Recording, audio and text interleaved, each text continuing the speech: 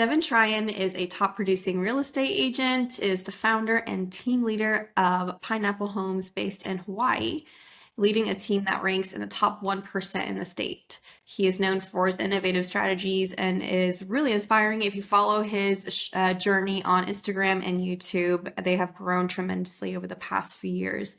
He's speaking today specifically of how he's figured out how to reduce his team average close time from consultation for home buyers. Originally, it was averaging about 6 to 9 months, and now they average just 8 to 12 weeks for his home buyers. So Devin, I'm really excited and eager to dive into this conversation to share exactly how you've figured this out. But I'm curious, what made you decide to start focusing on reducing that average time to close? Sure. Good question. Thanks, Elena.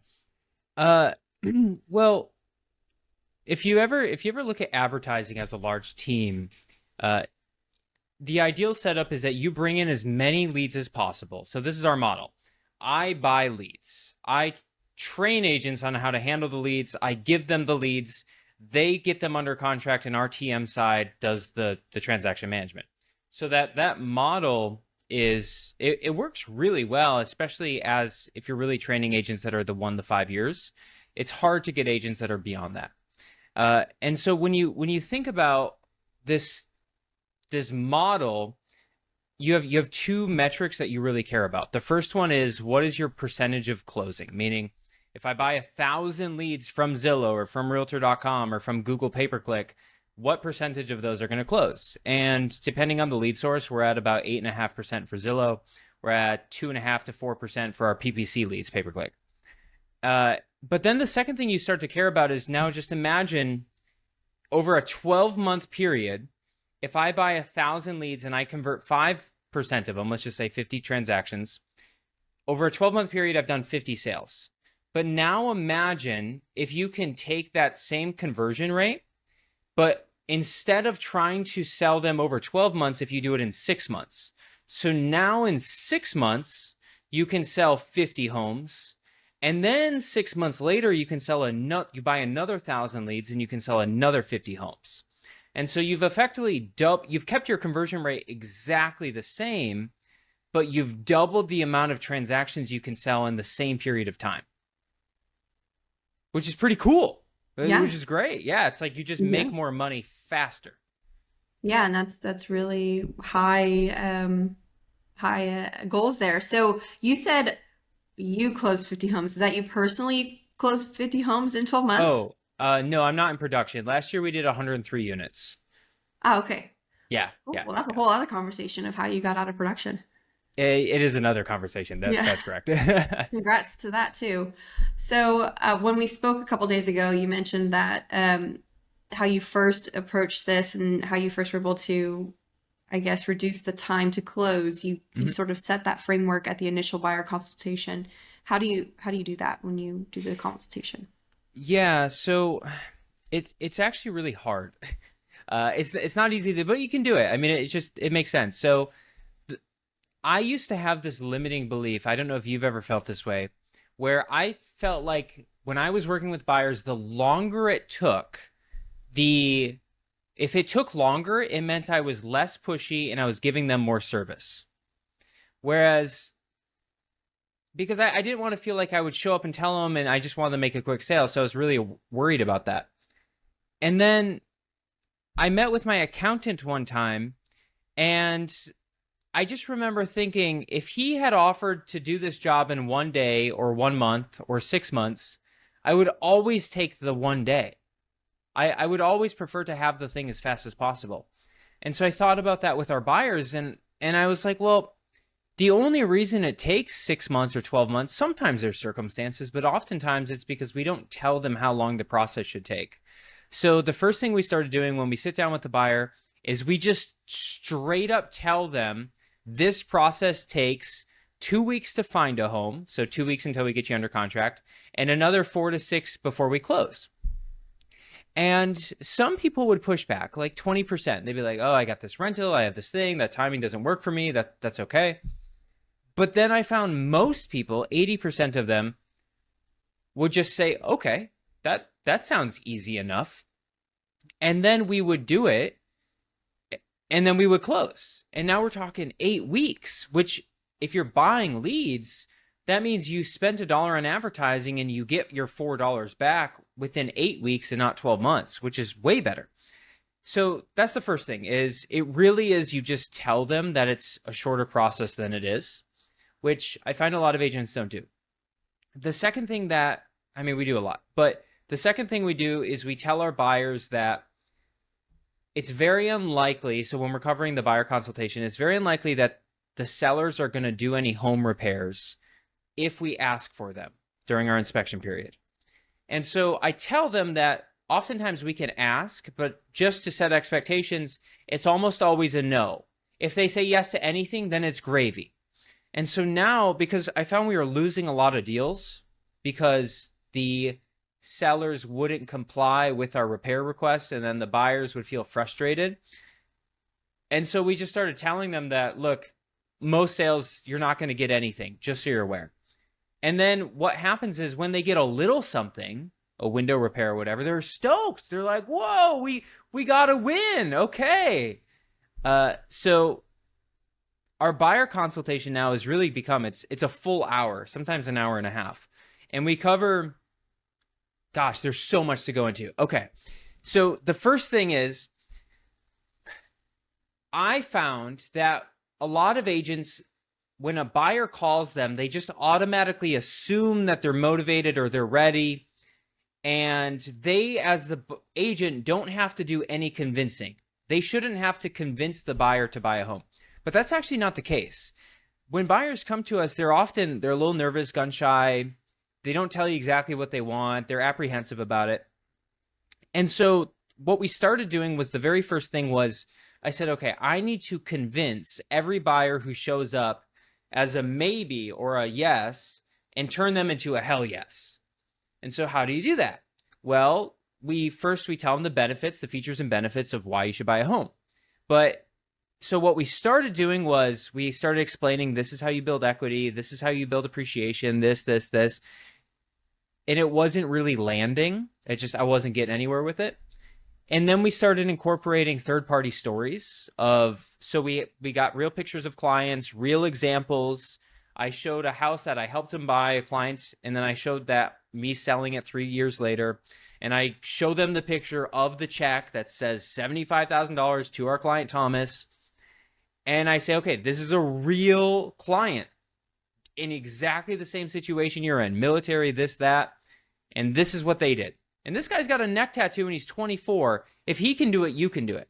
And so we started stacking our buyer consultation first with stories, narratives. Then we use those stories to explain why you should buy. So the 4 ways you make money when you buy a house. The first one is appreciation. We see a 5% appreciation. So on a $500,000 home, that's on average $25K a year. The second one is you're paying down the loan. So regardless if you're paying rent or mortgage, but in this case, you're paying it down. And we show them on a little thing that shows them how much it is. Then the third one is we explain that they get a tax savings from the government. And then the fourth one is, because they live in the home, they're likely to take better care of it, which means they're going to upgrade it, which means they're forcing appreciation. And so those 4 ways, but we tie them back to a client or a narrative rather than just saying it outright. And so that way, what happens is now the buyers that come in, they're a little bit more excited, hopefully a lot more excited. I want to go back a little bit because I had a thought. Sure. Whenever Let's hear it. whenever you're saying during the buyer consultation that sometimes there's some pushback, so like 20% of people push back for whatever timing reason. But I bet even then, during those circumstances, you probably train your agents to still remain curious and maybe get permission by remaining curious. Perhaps some buyers may not have the experience to have the understanding that the idea that they have in their mind of timing may not be the correct idea. Maybe like their rental, they may think they have so much time before they have to start looking, but then in reality is they may need to start looking before they think, because of the amount of time it takes to go through negotiations and then the time it takes to get financing approval and then that waiting period until close. Do you ever come across that sort of conversation with people? Yeah, but I take a different approach. um, I had this agent who came to me and he had a buyer who was looking for this very specific thing. He wanted a fourplex next to his military base that he could rent out. And my agent, Cade, told me that if he doesn't get this property, he doesn't want anything else because it's the only one that's close to base, that's a fourplex, that does all blah, blah, blah. And I thought about it for a second. I said, okay, why does this buyer want to buy a property? What's his motivation here? And he said, well, it's an investment. I said, okay. So he wants to really simplify it. What he really wants to do is he wants to build wealth through real estate.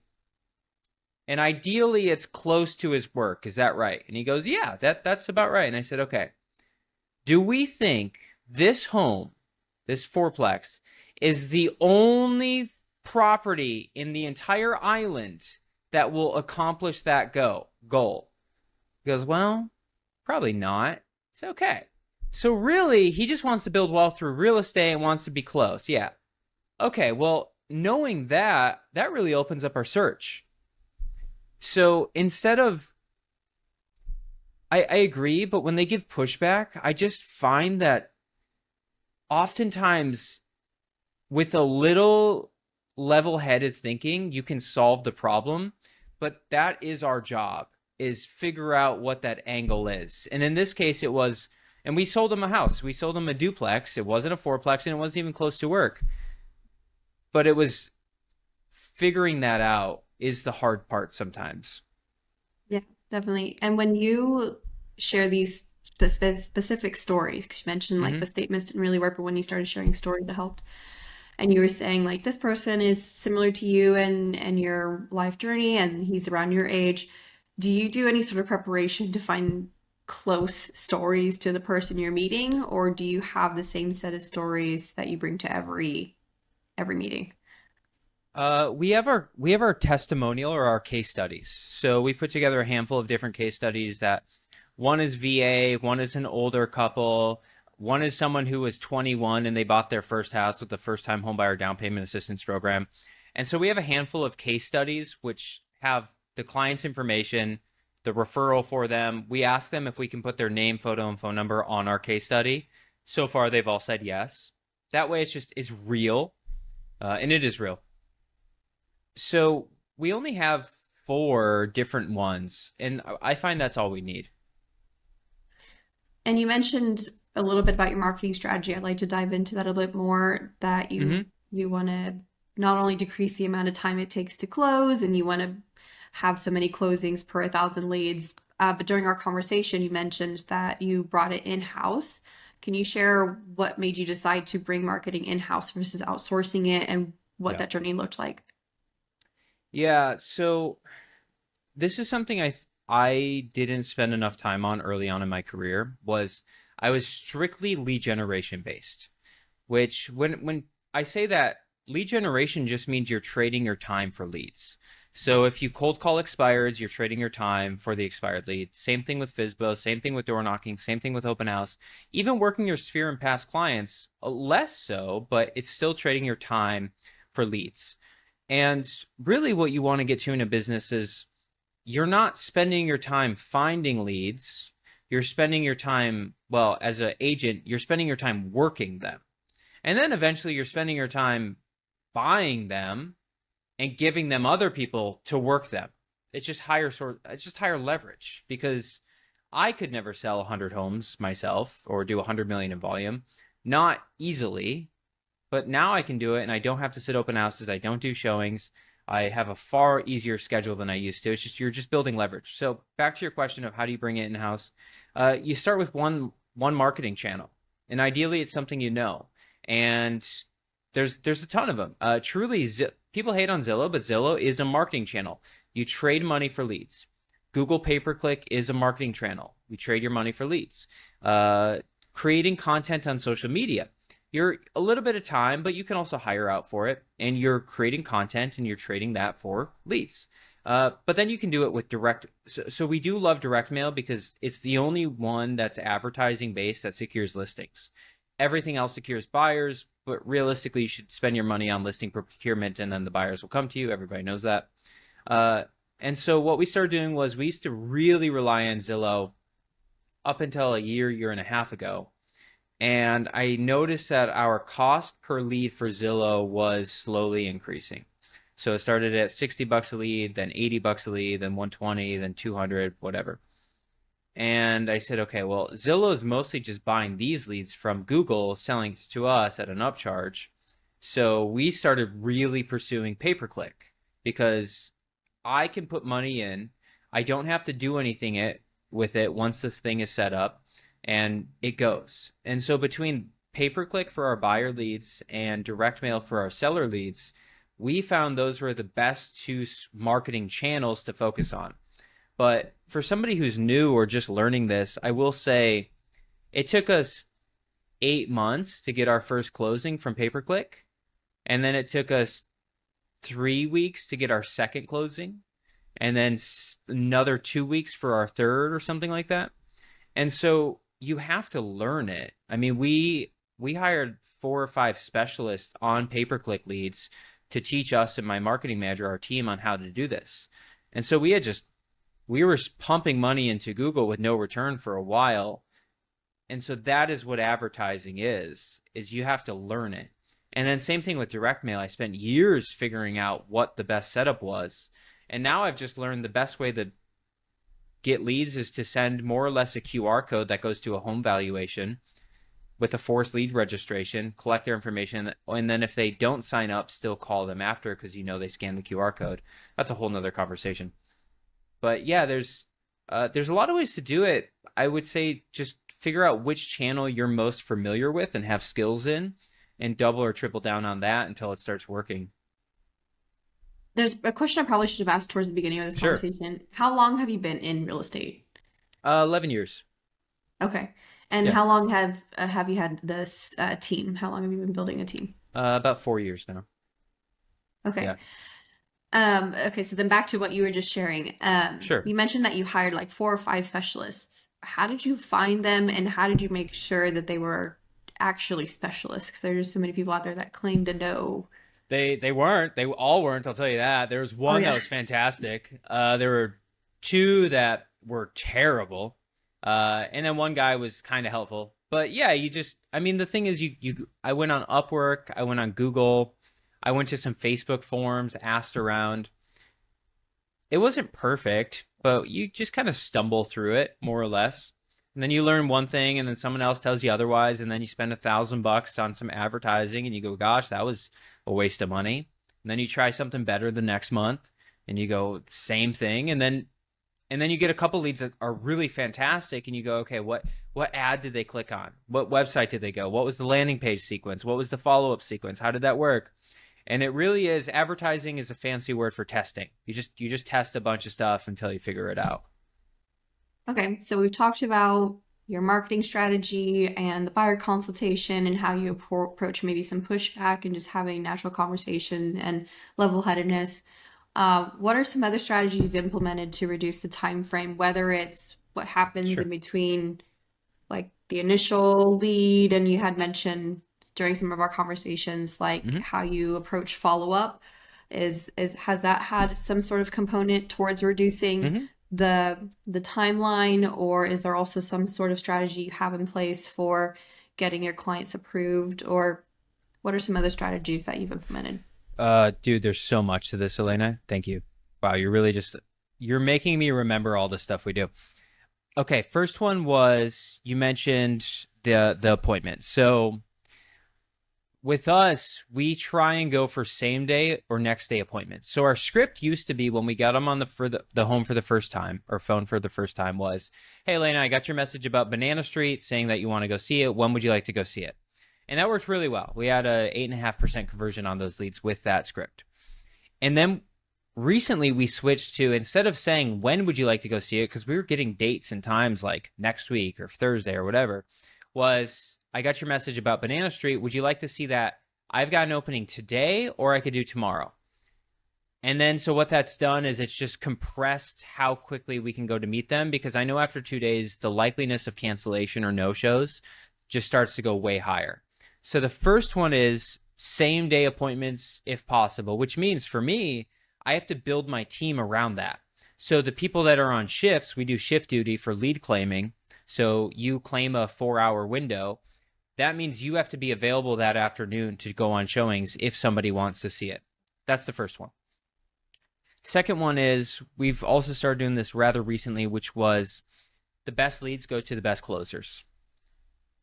And then everybody else needs to be better is more or less the answer. And then so now everything over 800,000 on our side only goes to 5 or 6 people in our company out of 25-ish agents. That's the next one. So that really helps conversion and speeding it up. And then also your newbies will look at those guys and say, wow, I want to get there. So it does give them something to work towards. The next one you mentioned was the pre-approval. So we have a Calendly link with both of our lenders. We do a lender partnership, which is great, by the way. Anybody watching this who's doing more than 50 deals, you should find a lender, ask them for $30,000 to $50,000 in advertising revenue cost. Spend it, buy leads, and share all of your leads with them. They'll be more than happy to do that. We get almost a little over $100,000 a year just from our lender partners, and we have 2 of them. Anyway, once you meet that lead for the first time, we found that if we do one showing with an agent or with a buyer, it kind of goes okay. But if we do 3 showings in the same day in the same tour for the first showing, it allows you to get to know them a lot better, and you're just higher conversion. So that's the next thing is you always set up 3 showings rather than 1 when they want to see a home. Also, at the end of the showing, when we do our buyer consultation or schedule it, we also have the Calendly for the lender on our phone, the link. And so if I'm sitting here with you, Elena, and you're my buyer, I'll ask you about financing. I'll say we have to get this set up. I'll pull up Jim Owens from Hawaii VA Loans, his Calendly link. I'll say, okay, let's get you on the phone with the lender. Let's choose a date and time. And then I enter your information into his Calendly. And now, rather than doing the group text and then they schedule a call, lender and a buyer, now it's already scheduled. So you're taking some friction out of it. Let's see, how else have we sped up the process? Let me think about that for a moment. We do a lead review every morning. So for all of the leads over the last 48 hours we've received, either myself or my sales manager will go into our follow-up boss and we'll pull our team leads list, sort it by created date. And then I'll check and make sure that appointment was set, lead stage was updated, automated e-alerts through Ylopa are set up. And if they have set the appointment, that there's a calendar invite through follow-up boss and a text message reminders. So it really helps them get that process going. And so if you're a solo agent, which I doubt you have too many solo agents watching your show, it's probably a lot more team leaders and higher professionals. But if you're a solo agent, I would just say start with a couple of these things and really implement. If you're a team leader, one thing that we do often is it's not so much about training as it is about reminding. And so we have a checklist for our most important things, and I'll go over it with the agents one-on-one, in group settings, virtually, more or less on a weekly basis. So I'll pull up our buyer's checklist and I go through with the lead with them. And that really, really helps because I've gone over this lead list, this checklist, maybe 50 plus times in the last year. And I still every now and then get an agent and say, oh, is that new? I go, no, this has been here for a year. Oh, I didn't know that part. Yep. So you do kind of have to remind people because they've got a lot going on. And one thing I have noticed with team leaders is they can act a little disinterested or almost inconvenienced when their agents have a problem or a concern or something. I don't know if you've ever noticed that sometimes. Mm-hmm. Have you? Yeah, they can become disconnected from the business or yeah. Yeah, so I've noticed a lot of team leaders, like I'll have them tell me that my agents aren't allowed to ask me questions. They'll say that. And I go, cool, but it's just our job is to train these people and to provide them leads and to make them amazing. And if you don't want to train them, don't sign up for that position. It's kind of like the firefighter that says, I don't want to put out fires. Well, I need you to not sign up for that job in that case. So we really have done a good job. And I share this because I think I struggled with this at one point. I used to think I was too busy for them or something. But I've really made it a point where when the agent has a problem, I take them in, and it is not me versus them. It is us versus the problem. And it feels small and it feels kind of cliche, but I will tell you that so far, we have more or less 0% turnover from the last 3 years in our team. We've had a handful of agents that have retired because they did so well, which is lame, but good for them. And we've had agents that had to move out of Hawaii, which I can't fully control. But we've actually never had anyone leave yet that was a producing agent that didn't leave real estate. We have kicked people off, but that's another story. Yeah, and I think it's a balance too. You don't want agents to just fully rely on you for every little question they have. You want them to be Sure. able to be independently thinking people who can do some critical thinking. But on the other Yeah. hand, you don't want to fully abandon them when they do truly have a question or concern that they can't overcome. Yeah. So yeah, Well, definitely that balance. that all that is training them how to think and how to answer questions on their own without you. But that takes time. It can take months to show somebody how to do that. And if you don't give them the tools to figure things out, then you're kind of at a disadvantage. And so if someone asks me a silly question, I'll just take them in my office. We'll sit down and I'll be like, it's a good question. Let's figure it out together. And I'll pull up Google in front of them and I'll be like, all right, this is like, here's your question, blah, blah, blah. And I'd be like, okay, it looks like this is the answer.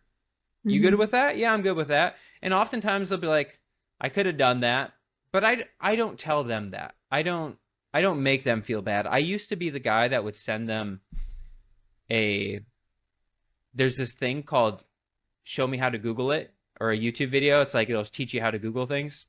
And I used to do that, and I've kind of gotten away from it now because it's just my job is to train, and if they're asking me silly questions, that just means I haven't trained them how to figure that out.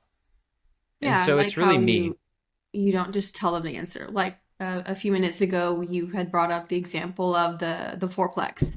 You didn't Hmm. just tell the agent what the possible answer was of, well, maybe he's not just looking for a fourplex, maybe he's just looking for an investment. You asked him questions of, well, what is he actually looking for? And he said, well, an investment. Okay, is he that the only property that can provide an investment? You were helping him kind of think through that situation rather than just telling that agent the the direct answer there. So I like that you're not just Thanks. point Thank you. point blank providing the answer. And so you had mentioned like only your top closers get the top leads, but I'm sure you don't want the same five people to remain the top closers. Like you had mentioned, you have other agents who aspire to be that way. So what Hmm. sort of support do you provide the remaining agents who want to be that way? What sort of training do you provide them to become better closers? Yeah, this is a really good question. So you have industry knowledge, real estate knowledge, and then you have sales skills. And they are different. And I do find that a lot of agents will get stuck consuming real estate things. And you see it with the alphabet soup at the end of their name, the ePro, GRI, MRP, SRES, SEXY, things like that. And it's it's really hard. I find it's really slow to teach sales, and it's really easy to teach real estate. And so real estate is just knowledge. It's just you learn something once or twice, and as long as you memorize it, you're good. Whereas sales is a skill that you practice. So like shooting a three-pointer in basketball, you have to take that shot over and over and over again. And so we do the scripts, but I do find that with scripts, they can be a little boring and there's not enough there. And so instead, what I'll do is it's more drills than anything else. And so, kind of rambling here, but the first thing is when we get on scripts, as soon as you make a mistake when you're scripting with me, I, I'll correct you. Mid sentence, I cut you off, done, because the speed to feedback is really important. So from the moment that a trigger, a stimulus, a problem occurs, the faster you can provide that feedback, the better. Whereas we used to wait until the end of the script call, and then I would give them 7 points of feedback, and it was too much. And so let's say I'm on the phone and somebody uses a weird way of saying thing. Something I hear agents say often is, let's sit down so you know what you're getting yourself into. And that's obviously a terrible thing to say because the buyers are like, what am I getting myself into? So when you hear that, though, you say, nope, don't say that. Say this instead. Go. So the first thing is just practice, drills. The second thing to improve your sales skills is if you teach them how to call and follow up by giving value rather than making the call. So we teach that any call you make, there should be a clear intention. For example, if I'm going to call you, you're an old lead that expired a year ago, I'm not going to call and say, hey, I want to check in and see if you still have thoughts of selling. And we have a checklist called the value trifecta, which just has a list of all the things you can do. I'm going to call you and I'm going to say, Elena, oh my gosh, your neighbor's house just sold for 1.3. You just look it up 2 seconds ago. And I just thought, your house has definitely gone up over the last couple of years. I wanted to see, if you could get that price, would you be open to selling? Or if you're a buyer and I know that you told me you were renting for $3,500 a month, I might call you and say, hey, a new listing just came up. That's $3,500 a month. Would you be open to seeing it this weekend? And so having that really clear intention of why you're calling, rather than just calling to check in and handle objections, you're just going to be better. One last question for you, Devin. Last question. Yeah. Looking ahead, we might have to think about this one. How do you plan to continue to look at the entire framework from new lead to your follow-up strategy to booking an appointment to meeting at the appointment to signing a client to closing? How do you continue to look at that whole life cycle to continue to get better results? Not only, I know we've been focusing this entire conversation around buyers, but also for sellers. How do you continue to refine your plan to continue to refine your strategies? 2 answers to that. The first one is you just testing, right? You come up with a couple ideas, you learn from somebody else, you implement it, see if it works, look at the numbers, try something else if it doesn't. So that's the first one. The second one is, I do think there's always going to be some type of constraint or issue in the business. And oftentimes it might not be our sales lifecycle or our lead process. It very, very likely for us now is less becoming that, because you're never going to go, you might go from 2 to 8% conversion or 2 to 10, and that's a win. You 4 or 5x your conversion. Okay, now we're talking. But you're not going to go from 10, you're not going to 4 or 5x again. You're not going to go from 10 to 50. Just no matter how good you are, it's not going to happen. So then you start to look at other things in the company. And the way I think of it now is running a real estate brokerage is this dance between marketing, sales, and operations. You have these three things. And so my job is to say, okay, which one of these 3 items is lacking right now? If my sales team is crushing and they have everything they need to be successful, but the operation side, the transaction management, is slowing down, boom. Okay, so now I work on transactions. And now when transactions is running really smooth again, I say, okay, sales team's good. I need better marketing. I need more leads. So I give more leads to sales. Now sales has more leads and conversion starts to go down. So what do? I need more salespeople. So we hire more salespeople, more sales training for them. Okay, boom. Sales is good, but now we have way too many transactions and operations is slowing down. And so it's really just this game. Once you get to a certain point where you're just figuring out which one is slowing you down, you fix it, and then something else will slow you down. It's kind of like, I don't know much about cars. I mean, I do, but if you did, if you have a really fast car, there's going to be one element of the car that's going to slow you down more than anything else. Maybe the engine is overpowered and now your tires just aren't strong enough to grip the track. And then before you know it, the car gets too hot. And so you got to fix that problem and then this problem. And so it's just this dance between sales, marketing, and operations. Yeah, that's so true. That's true. Just not only in real estate, but every business. That's true for our business. Like It's with, exactly. I mean, our sales is crushing it now. We figured out like our conversion rate, and it's like, okay, we've got such a high conversion rate. We'll probably never get like to 100%, but we're Sure. crushing it. And then figured out like our operations was slowing down, so we were figuring that out. And But then then you need more leads. yeah, now Yeah. we need more leads, and so yeah, it's a dance. It's a dance for sure. So that's true in every business. Well, Devin, thank you so much for your time and Hmm. lots of insightful information. And I did Thanks. have a chance to check out your newer channel on YouTube specific to Thank you. real estate, and you provide a ton of value there. I don't know if your main goal there is to attract agents for your real estate team. If that is, then you're doing a heck of a job there. But I will link to your YouTube channel in the description Thanks. below. If you happen to be in Hawaii, I highly recommend Devin's team.